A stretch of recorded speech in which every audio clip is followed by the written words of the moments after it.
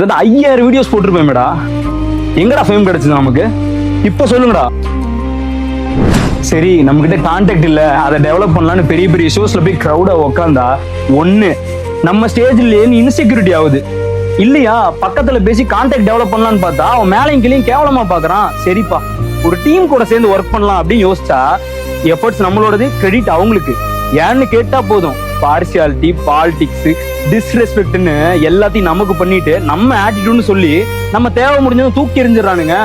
ஆனா ஒண்ணு மச்சான், எல்லா இடத்துலயும் நீ ஜெயிக்கவே மாட்ட, நீ இப்படியே தான் இருப்ப, இன்னும் கீழே தான் நீ போவ, நீ ஒரு ஃபெயிலியர்னு சொல்லி சொல்லி